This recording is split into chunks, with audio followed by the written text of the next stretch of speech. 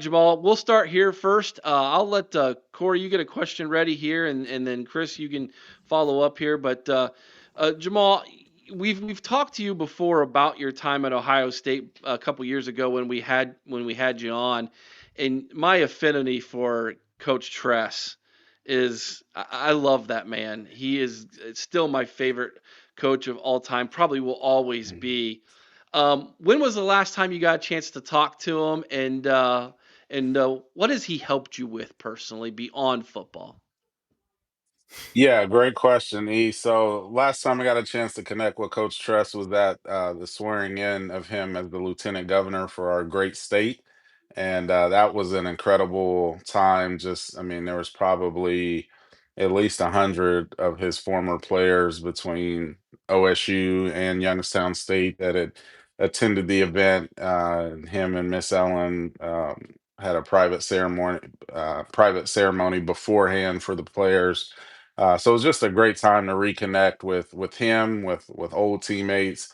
Um, but Coach Stress is doing his thing. I would love to see him run for governor for the state. I think it would be a great thing for our state. But we'll see what happens there.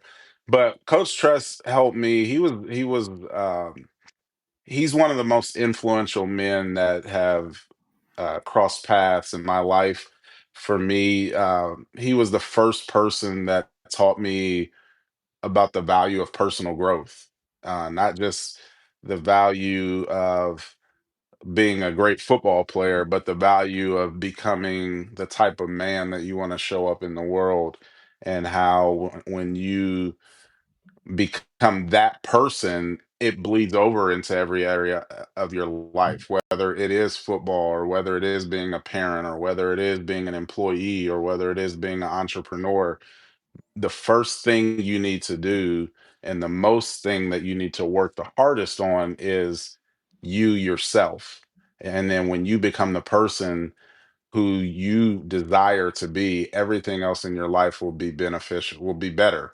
And so he was the first person that I encountered at age 19, 20 years old that taught me, but taught my teammates as well. And the way he would do that is he had us read books. I remember him handing out books every summer. We had to read a book for personal growth. And, back in that time, we were all like, why are we doing this? But now you understand the value of what he was getting across to us. And that's a practice that not only myself, but many of my teammates carry on to this day, where we start our day every day with some type of personal growth, whether it's reading or listening. But that's the foundation that he started for us. That's a great answer. Awesome. All right, Corey, fire away, buddy. Yeah, we've had football players on here, and I know you've been here before as well. But I've always wanted to ask this question. I always forget, so I'm going to ask it up front. What is it like to like? I know football is your love, your passion. You work so hard at it. What's it like transitioning to just going into your life after you realize, okay, football is not in the cards for me at the NFL level, so I'm going to go into my life now. It's not easy, Corey. It's not easy, and it's something that a lot of guys wrestle with for years. I know um, it took me a few years, at least 2 to 3 years, to really kind of find something in life that I was passionate about once football was done. I did the draft came and went after my senior year, didn't get picked up. Started training and trying out for Canadian League teams. Got close to being signed, and then that fell through. And then Arena League teams got close to being signed on two different occasions. Then that fell through, and it was kind of like, every you've been playing football. For me, I'd been playing football since I was 9, and every time there was the next level, I always achieved it.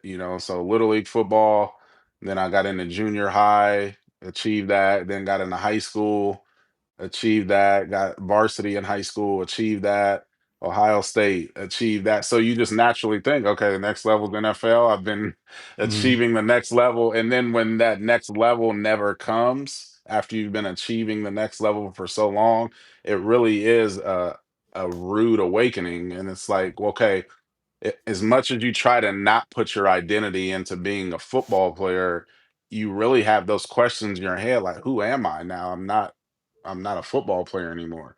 And so, I found myself as a teacher. That was my first big boy job, after my playing days. And it was like, I was a phys ed teacher. I was teaching K through 8.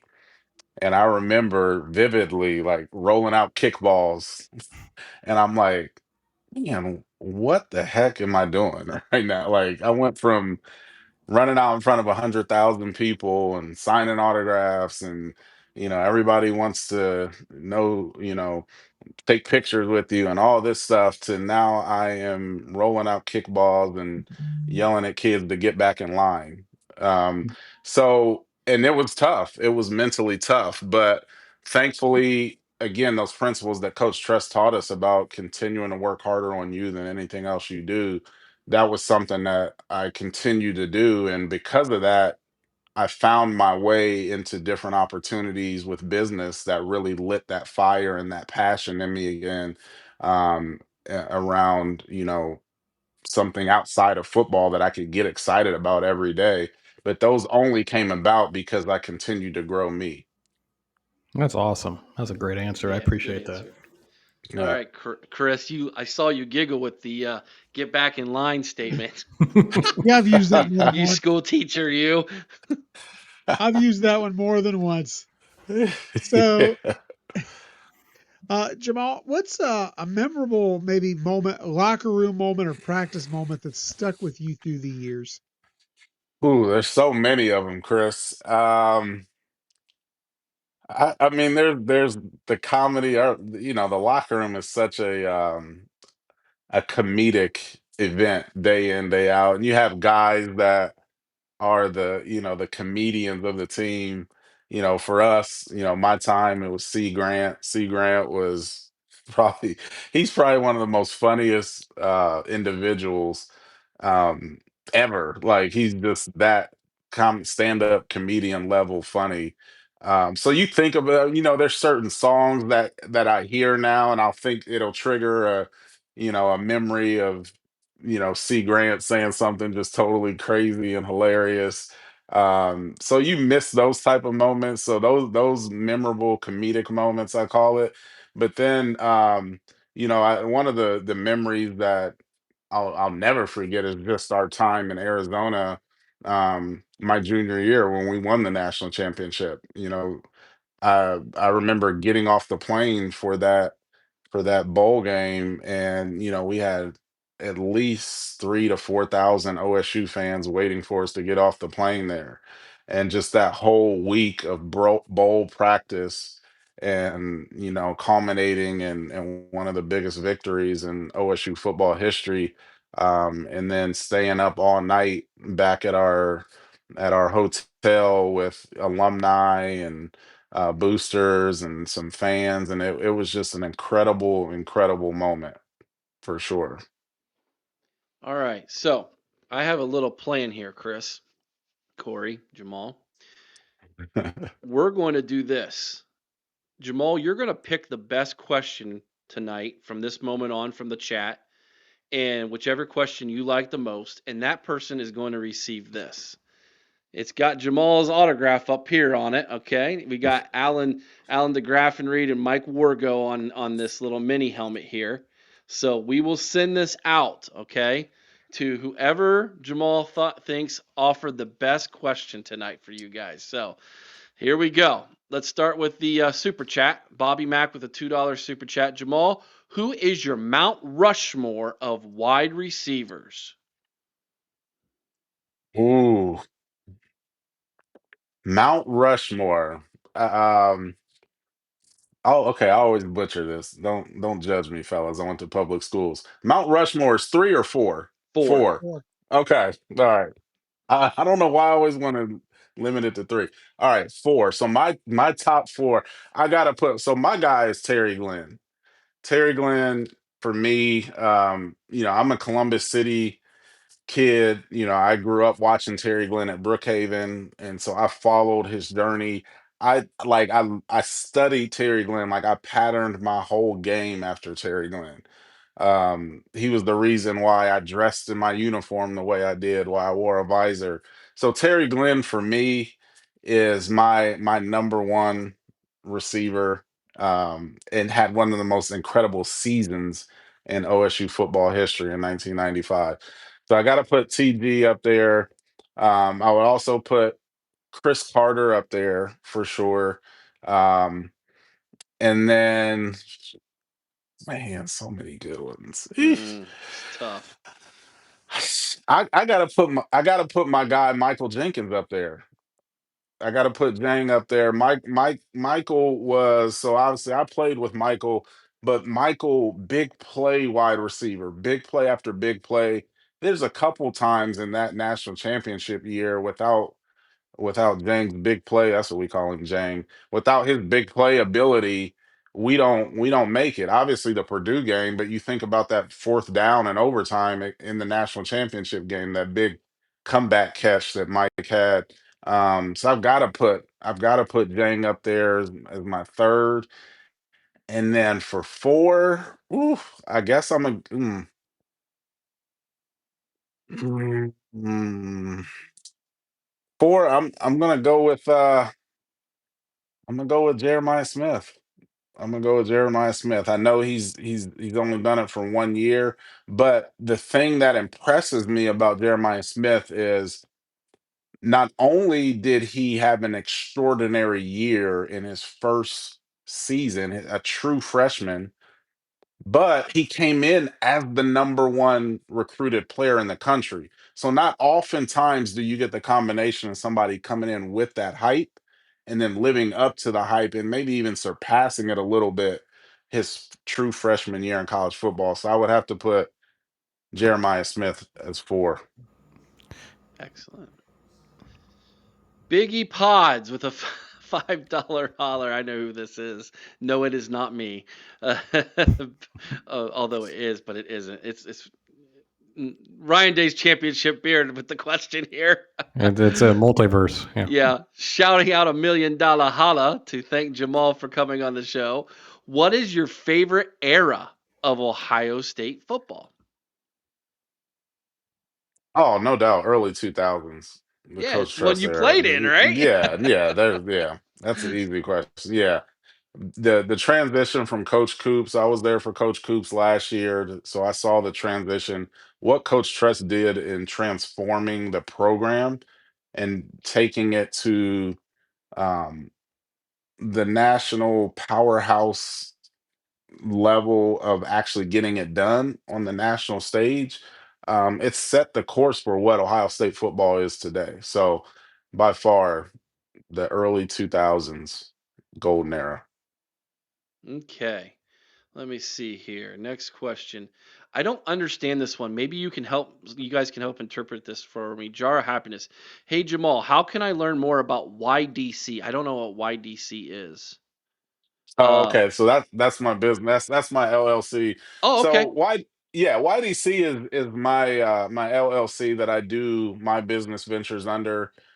So I do public speaking. So I do that under my LLC, and then I also do my insurance business and trading business under there as well. So um, if you need me to come speak, we can talk about that. If you need some insurance, we can talk about that. If you want to learn how to trade, we can talk about that as well. So those are all the ventures that are under my YDC umbrella. Got it. Excellent. Thank you so much. Lisa Absolutely. Sims. Lisa Sims says, "How would you handle NIL if you were a current player?" Invest properly. Invest properly, because the money that the kids are making these days in college football, you can really set up generational wealth if you invest properly. So I think the key is for these guys to have some people in their corner that are teaching them where to put their money so that their money can go to work for them, so that when football is done, whether it's done after OSU or whether it's done after playing it professionally, you can live off the interest that your money is going to work for you from. Because when you make six figures, if you invest it properly, you should never have to work for anybody else the rest of your life. Nice. And a lot of these guys are making 6+ figures. A lot. Yeah. All right, we will continue marching on here. Let's see here. I've got them all starred. Let's make sure that I didn't miss one here. Nope, I see you. I see you, Vader. You're coming up here. Tyler, Jamal, I have a question for you. What pun? This is the most Tyler question ever. This is pretty Tyler, yeah. Yeah, this is right on par, Tyler. What punishment do you want for Michigan that would satisfy you individually? I'm honestly, Tyler, I don't even care about it at this point. The punishment, I mean, the NCAA right now is just kind of like that dad that's lost control of their kids. So I don't really get caught up on their punishment. It doesn't really matter. Right? Right now, we just need to beat them, period, and That's right. establish control back in that rivalry. Um, I really don't care about them being punished. It doesn't serve us moving forward. So, yeah, doesn't I matter. can I can tell you as a podcaster, the content is great. Oh yeah, I'm sure. Great content for us. Absolutely. Oh, let's keep her going here. Buck Vader. I'm from a little south of Youngstown, so I love Tressell. What was it like winning a natty with him? Ooh, good question with that there, with Great putting the question. putting the Tressel twist on it. Yeah. Yeah, it's a dream come true. I think about it honestly every day, that how fortunate I was to play for him, and not only play for him, but play for him at that time when he was first hired. Um, and for a kid like myself that grew up in Columbus, that grew up around Ohio State football, because my uncle played there in the '70s, having that, it's been in my blood, and to be able to be a part of a program that I dreamed of playing for, but then to win the national championship, but then to win it for a guy, playing for a guy that taught us how to be great men. It doesn't get any better than that, because it really encompasses your whole being, not just physically, but also spiritually as well. So couldn't have scripted it any better. Oh, Bobby Mack with another $5 holler. Why do so many former players get into insurance sales? I feel like I've met at least 20 former players slinging insurance. That's a good question, actually. it's it's uh it's the drive, it's the hunger, it's the closest thing to being an athlete again. So you'll see a lot of guys get into sales, period, not just insurance. You'll see a lot of athletes get into sales because sales is a platform where you can thrive and excel and get rewarded based on your works again. Just like we did as athletes. We knew if we put in the work, we would get a reward. Well, most most industries outside of sales, you can put, no matter how much work you put in, you're going to make so much, and that's it. Doesn't matter if you work 12 hours a day or you work 4 hours a day. Well, in sales, especially insurance, your income isn't capped. So I know if I work harder, I'm going to make more money. And so that's why you'll see a lot of athletes go into that industry, because of the correlation to athletics. Aaron says, Jamal, what does being an Ohio State Buckeye mean to you? That's a great question, Aaron. What being a Buckeye means to me is um, responsibility. I think we had this question last time I was on, Yeah. actually. Yeah, really, it's responsibility. It's a responsibility to your family, responsibility to your community, responsibility to the university, responsibility to the current Buckeyes, to be an example of what it looks like to be a person of integrity, a person of character, and a person that um, is willing to walk in love and to walk in the highest form of being, because you understand who's looking up to you. When your playing days are over, you may not have as many eyeballs, that are watching you, but you still have a certain section of eyeballs that are watching you just because of who you are and just because of what you accomplished years ago. And so you have a responsibility to those eyeballs to lead by example with the way you treat people, with the way you lead your family, with the way you lead in the community.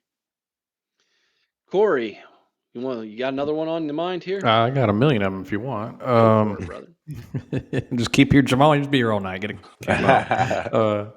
Let me ask you something. Okay, I'm really curious about this. I know Urban was a bit of a he'll yell at you, he'll get in your face kind of coach. What was Tressell's like trademark as a coach? Was he like a Zen Buddhist? He give you some ancient wisdom, or would he ever get loud? Would he ever get on your case? Yeah, Coach Tress wouldn't yell, and he didn't need to yell. And I think that's the key with coaches is be your authentic self because players can spot authenticity and they can spot fakeness. And Coach Tress wasn't a yeller. He was a person that had he has an uncanny way of just tapping in, literally tapping into your soul. And he would just ask you, what type of person do you want to be? Okay. And do you feel like your actions right now are in correlation with the type of person you want to be?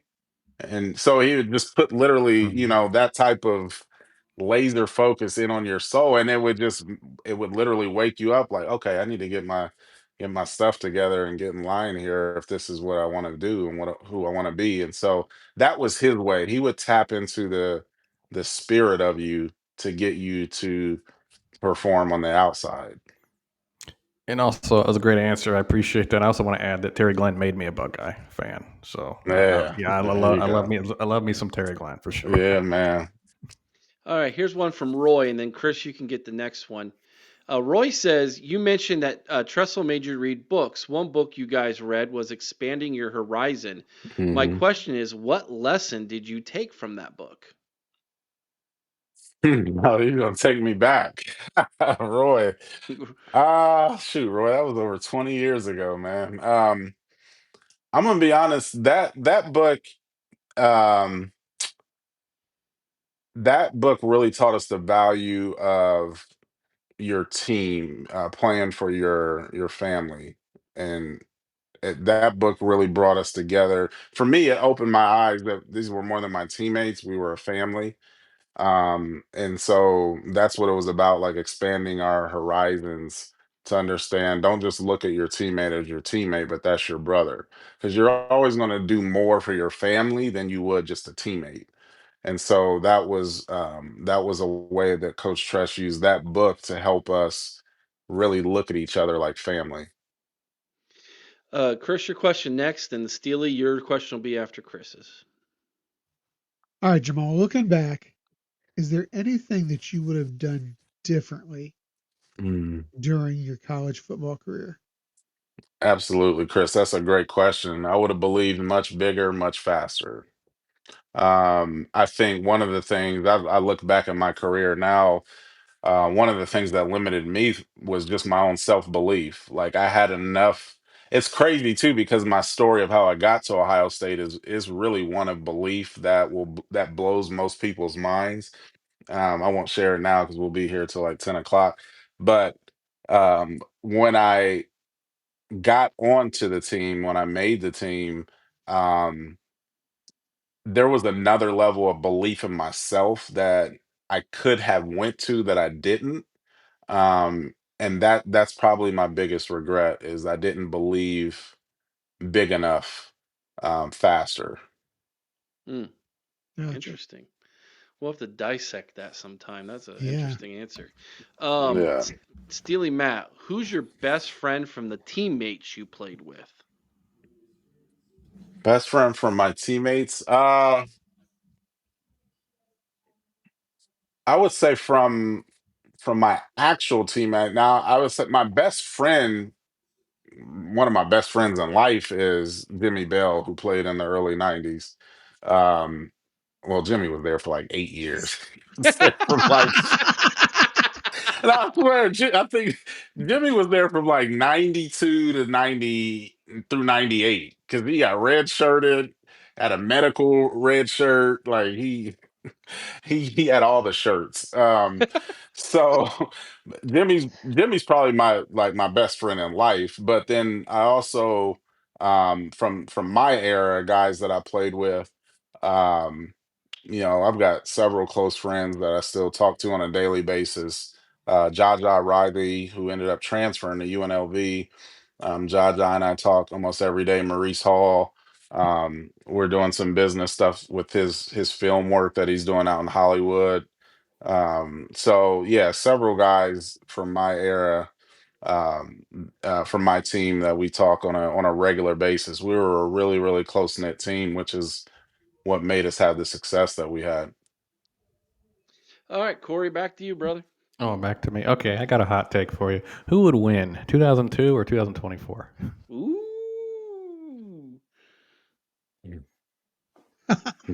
That's a good. I'm That's gonna go with Corey. us.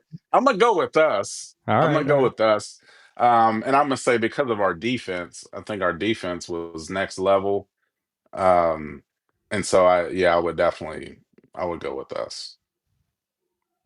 Buckeye on Buckeye crime there. Okay. Now hold on, hold on. I'm jumping in on this one.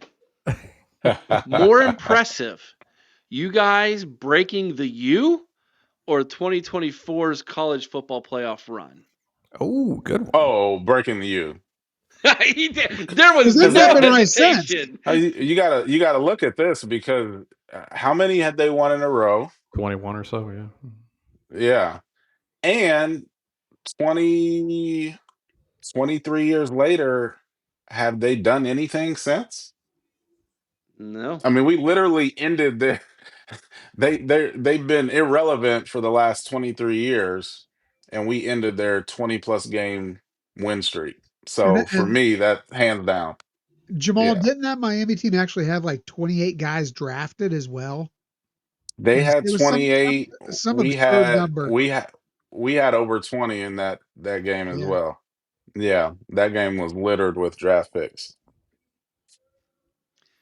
Tyler's got one. Chris, you're up next. Jamal, if you were to work on this team now as a coach, what would you teach your players?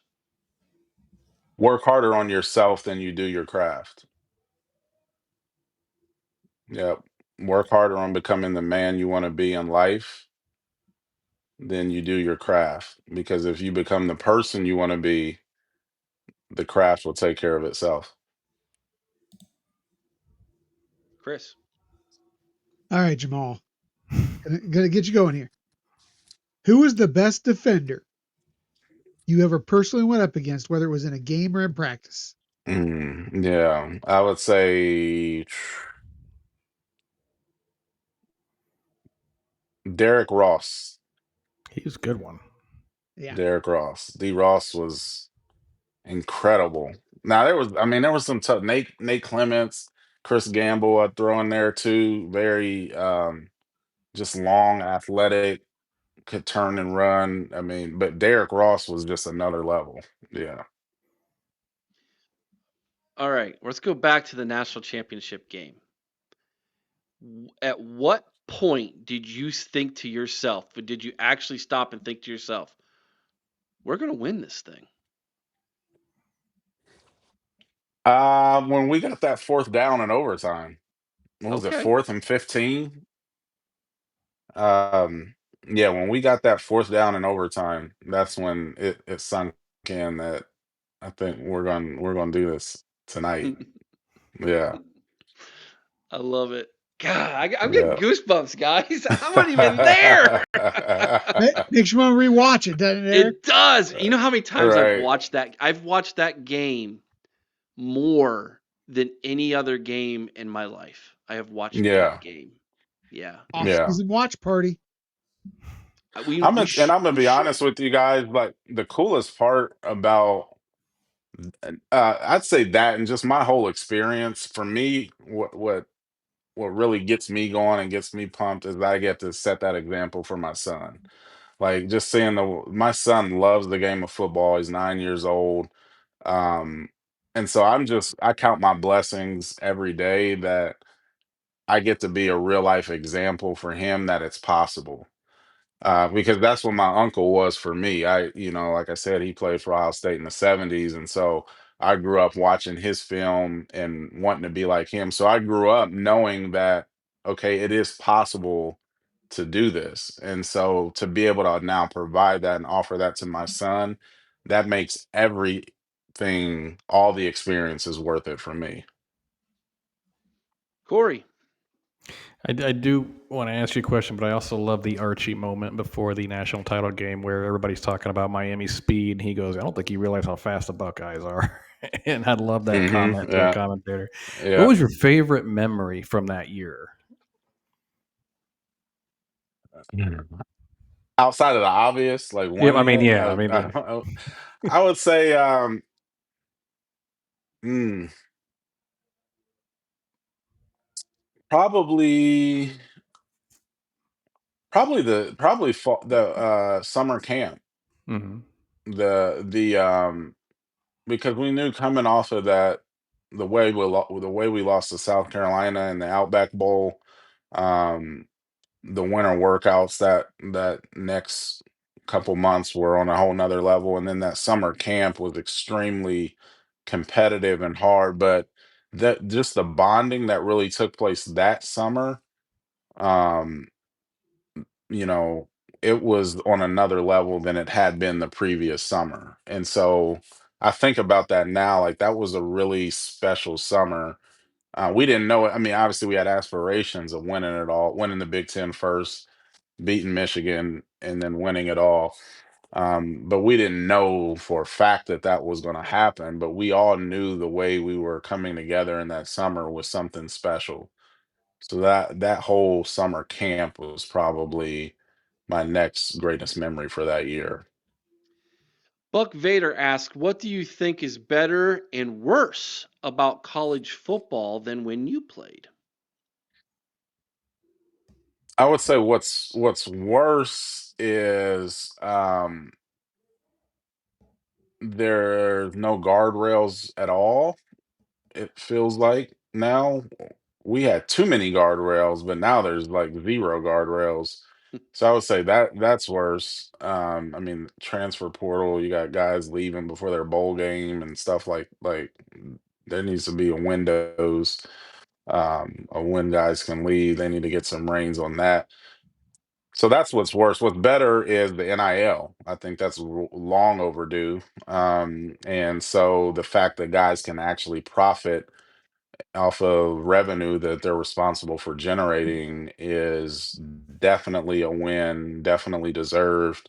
And so that's much better for sure. I love this question from Troy. This I feel like this is something Corey you would ask. What was more infuriating in that 2002 national championship game? The refs calling that gamble catch incomplete, or them missing the blatant hold of his jersey on the same exact play? Yeah, that was more infuriating that they threw the flag so late because that perpetuated all the drama. And I think it gives more argument for the Miami players and fans that it was a bad call because the flag was so late. If they had thrown it as he was getting held, there'd be no question because he was clearly getting held. A $5 super chat from Ryan Day's Championship Beard. What was the locker room like when you guys found out that they had a flyer printed out for a Miami championship winning party? Ooh, we are a family rated program here, Jamal. So keep it PG rated.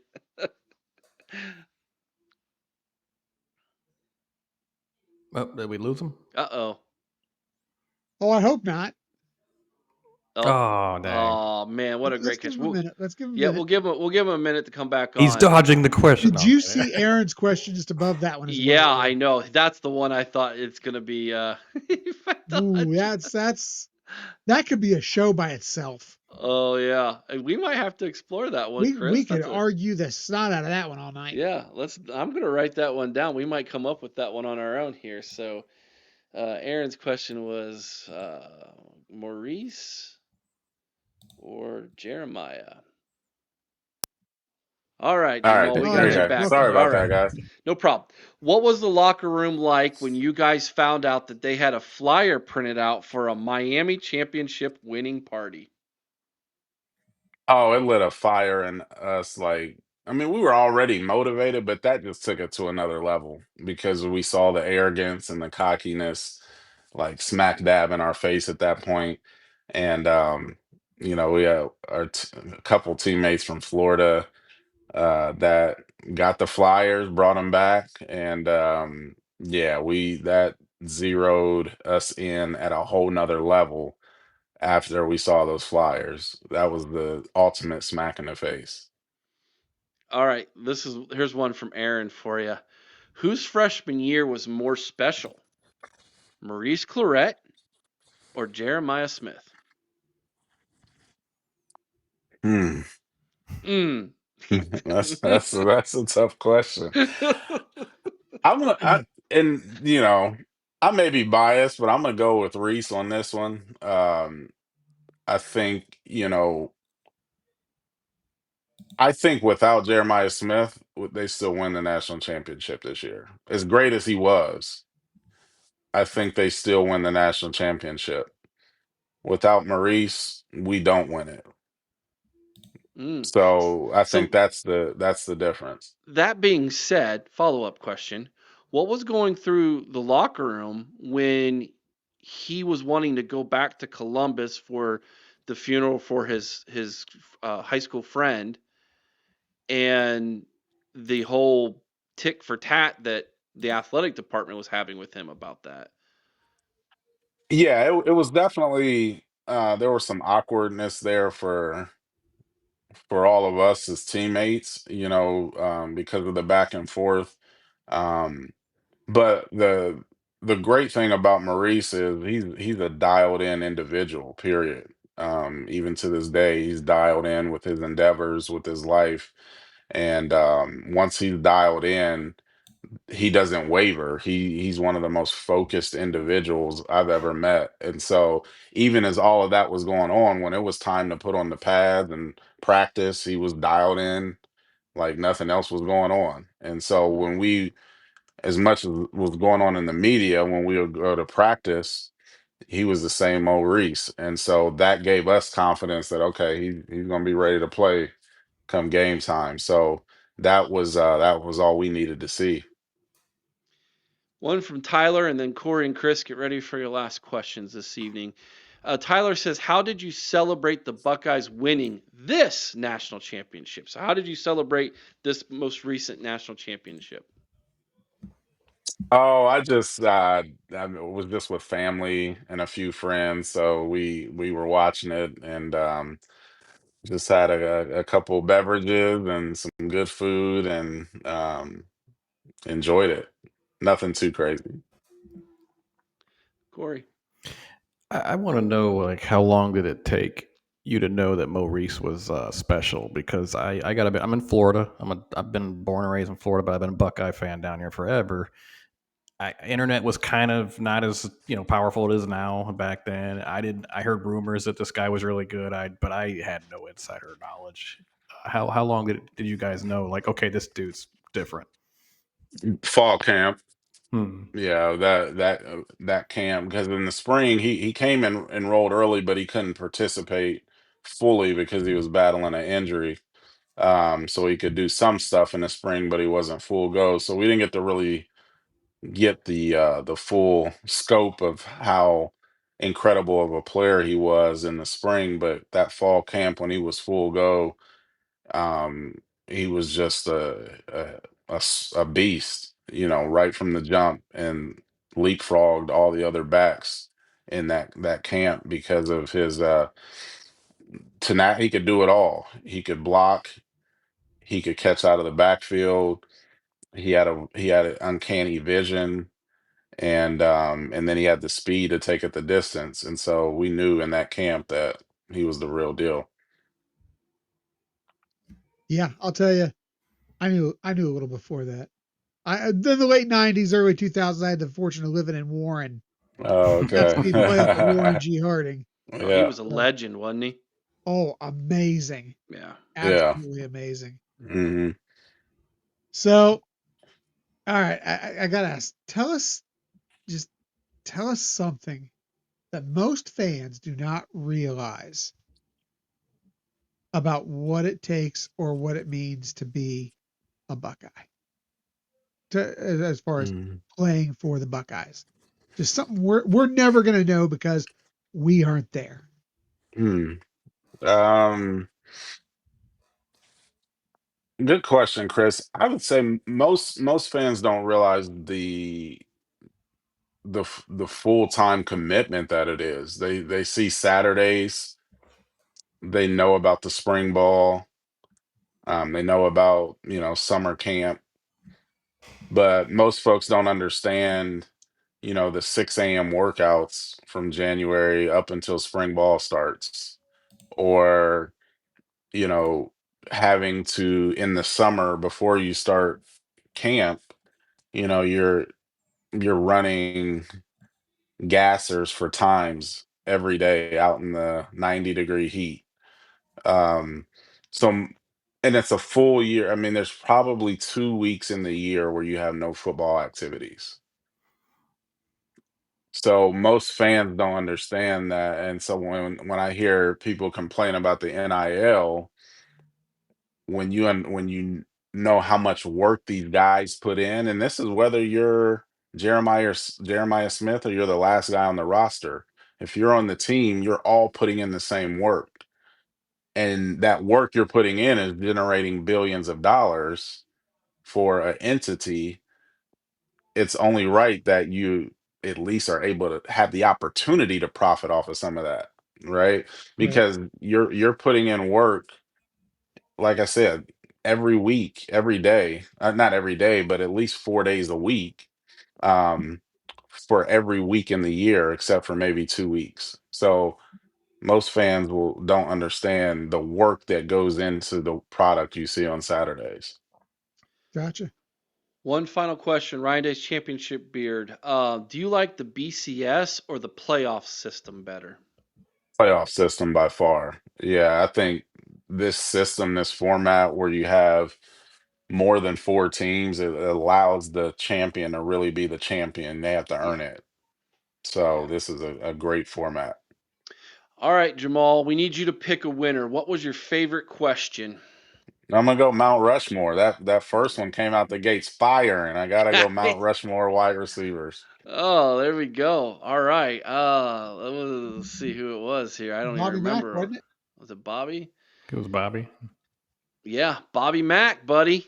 Got yourself an autograph, man. So we'll be sending that to you, Bobby. We'll mail that to you this week, my man. And congratulations, Jamal. Tell everybody once again where they can get a hold of you if they want to. They need your assistance with day trading or insurance, public speaking, etc.